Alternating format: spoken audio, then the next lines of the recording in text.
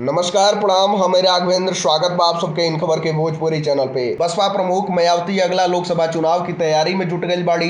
गुरुवार के लखनऊ में मायावती द्वारा पार्टी के जिला अध्यक्ष और कोऑर्डिनेटर का बैठक लियल गई। बैठक का मुख्य एजेंडा तो निकाय चुनाव का समीक्षा रहे, लेकिन ज्यादा चर्चा अगला होखे वाला लोकसभा चुनाव के लेके भई। लोकसभा चुनाव लड़े खातिर फंड का जरूरत हुई और ये फंड के चिंता मायावती के चेहरा पे साफ नजर आवत रहे।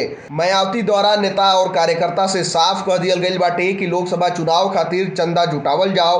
उनके द्वारा कहल गई कि पार्टी कार्यकर्ता चुनावी खर्च खातिर पार्टी के आर्थिक रूप से मजबूत रखले खातिर अपने आप के कभी ना भूलें। वहीं बसपा प्रमुख मायावती पर अभी तक एक ही आरोप कई बार लगेला कि बसपा छोड़े वाला हर नेता मायावती पर टिकट खातिर रुपया लेले का आरोप लगावल जाला।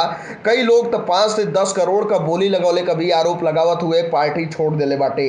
नोटबंदी के बाद सबसे ज्यादा बसपा की तरफ से ही कैश भी बैंक में जमा करावल गई रहे। नोटबंदी के तुरंत बाद भइल 2017 के विधानसभा चुनाव में मिलल करारी हार खातिर बसपा फंड के कमी के भी एगो बड़ा कारण बतौले रहे। 2007 के बाद से बसपा का ग्राफ लगातार गिर रहल बाटे। 2009, 14 और 19 के लोकसभा चुनाव के साथ ही 2012, 17 और 22 के विधानसभा चुनाव में बसपा बुरी तरह से हार गई रहे। पिछला विधानसभा चुनाव में तो बसपा के खाली एगो सीट मिलल, वो बसपा के कारण नहीं बल्कि उमाशंकर सिंह के अपने लोकप्रियता के कारण उनके जीत हासिल भइल। यूपी में मुख्य लड़ाई भाजपा और सपा में सिमटले के कारण बसपा के चंदा भी मिलल कम हो गई बाटे। राजनीतिक जानकारन का भी मानल बाटे कि लगातार हार के कारण टिकट के नाम पर मिले वाला धन भी नहीं खियावत।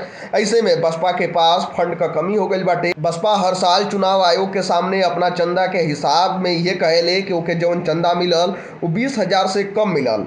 यही खातिर ओके चंदा देवे वाला का नाम भी नहीं बतावे के पड़ेला, काहे कि 20,000 से ज्यादा चंदा देवे वाला का ही नाम आयोग के बतावल जरूरी होला। राजनीतिक दल के आय व्यय और नेता के संपत्ति और क्रिमिनल रिकॉर्ड पर नजर रखे वाली साइट माई नेता के मुताबिक 21-22 में बहुजन समाज पार्टी का सालाना आय 85 करोड़ से कुछ अधिक रहे, जो उनकी वही साल खर्च भी कर दियल गए। राज्य में जब विधानसभा या केंद्र में लोकसभा का चुनाव होला तो बसपा का कमाई वो साल आमतौर पर 100 से 200 करोड़ के बीच रहेला।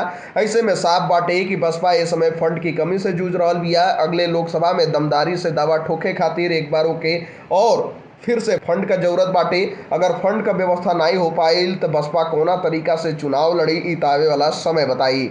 फिलहाल जानकारी में इतना ही। देश दुनिया से जुड़ल तमाम खबर देखे खातिर आप सब जुड़ल इन खबर भोजपुरी के साथ। तब तक खातिर नमस्कार।